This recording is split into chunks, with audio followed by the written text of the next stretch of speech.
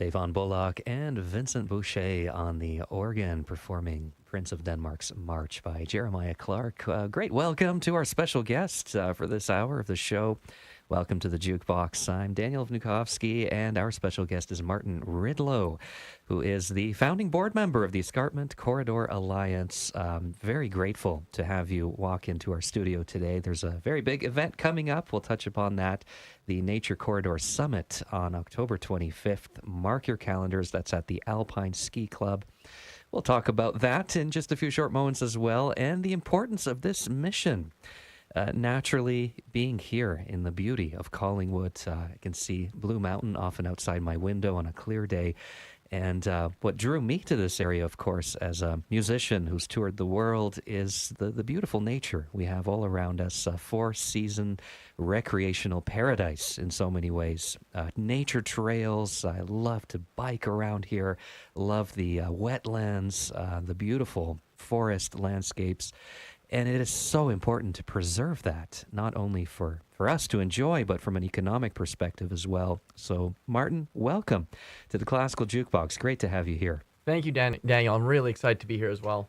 Tell us a little bit about the mission of Escarpment Corridor Alliance. It's a grand vision. It's to create a network of forest corridors, trails, uniting 500 square kilometers of this beautiful region around us. Why is it so important? Daniel, we're at a critical point here. We know that people love coming up here, whether it be visitors or people coming to live here, retired, starting up their own businesses. We've been crowned as one of the top entrepreneurial places in Canada. We have to be careful, though, because growth can oftentimes bring an overwhelming pressure on empty spaces, or what's deemed empty spaces, the forests, the wetlands, the watersheds. And a group of us realized that there is no group that takes a holistic approach to South Georgian Bay's special lands and waterways and shorelines. And that's why the Escarpment Corridor Alliance was set up. We live in an area here in South Georgian Bay that has 5 different municipalities and 2 counties that are overseeing it. Mm-hmm.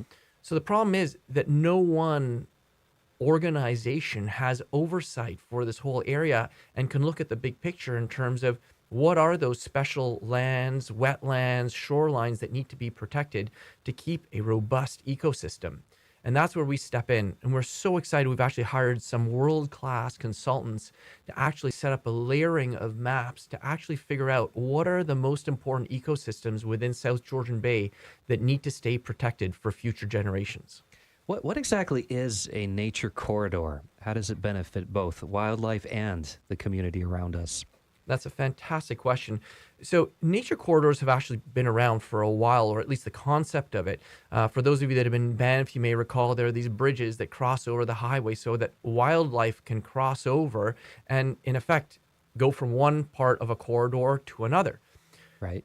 More recently, and literally in the last 3 to 5 years, research has come out that corridors need to be more than just ribbons of land. They need to be large swaths of land, 100-acre parcels beside 100-acre parcels that take into consideration important watersheds and geographic features. Mm-hmm. And that's where we see that our mission and our vision being absolutely critical here and actually figuring out where should this corridor go. We're fortunate here. There are already parks here. Municipalities have recognized the importance. So counties have different parklands that they've set up. But no one has looked at it in terms of how do we connect these so that they are a stronger ecosystem. Understood. And that, of course, allows the species to migrate, access food, find mates, and promotes the biodiversity of the area.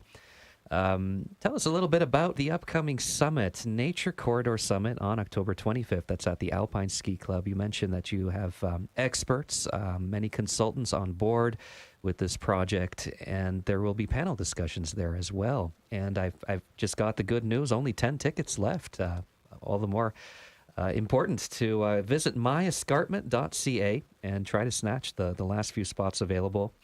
Tell us what we can expect at this event. Daniel, when we started working on the Escarpment Corridor Alliance, we tried to learn as much as we could about corridors. And through that process, we actually realized how little we actually knew. And that is where the idea of a summit here in South Georgian Bay came to life.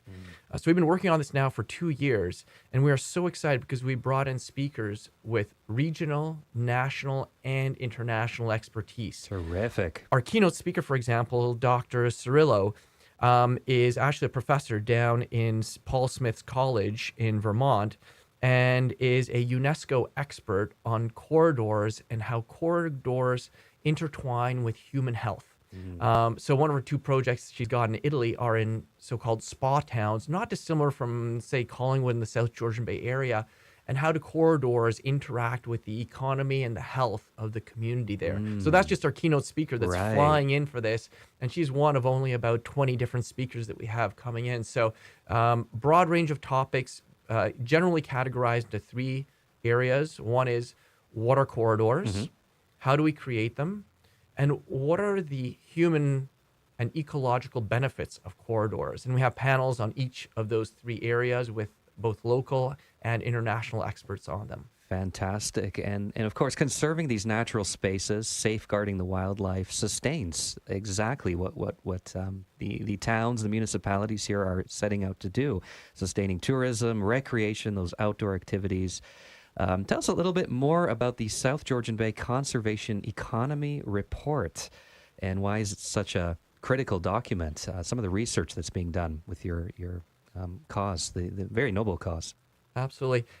It's been my hunch, and that of many others, that nature plays an insurmountable or extremely significant and important role in terms of bringing people here, not only in terms of bringing them here, but for the economic well-being of the community. And people go, oh, really, it can't be that big. And I'm like, well, tourism is a pretty big thing here. Like, yeah, I know. But what about the construction? I'm like, well, yeah, but why are people coming here? Well, when we've done research on this, it's because they want to be on the trails, they want to go snowshoeing, they want to go skiing, they want to be on the water. I'm like, so it's nature that's drawing them here, and the byproduct is that they want to build houses or they want to renovate houses. Right. So even the construction industry is dependent on it here. But we hadn't had the opportunity to bring that together in a cohesive report that people could read and go, oh, I get it. So we've worked with Dr. Natalie Knowles, who is a conservation global expert. She's actually just down in South America in the Amazon working on a similar project there. And what she's put together is this conservation economy report, a vision for sustainable growth and environmental stewardship for South Georgian Bay. That is a foundation, I think. There's going to be lots more work, I think, that spins out of this, that more overtly identifies the importance of nature and what we need to do to make sure that farms, parklands remain sustainable elements despite the growing pressures that we have here in terms of people coming up here. So makes perfect sense. Fantastic report. Yeah. Well, this is all very, very exciting, and it affects each of us living here. It's amazing. We're drawn to the area, but there's always that double-edged sword, like you mentioned, urban expansion, mega developments coming into town with the demand to want to live here. So it's just amazing to put this in perspective and have these discussions, these important discussions with the experts. So that is the Nature Corridor Summit on October 25th. Alpine Ski Club, only 10 tickets left. Check it out at myescarpment.ca. Anything else, Martin, you'd like to share? How can we get involved? Volunteering, signing up for the newsletter, donating to your cause. What else can we do to further your cause?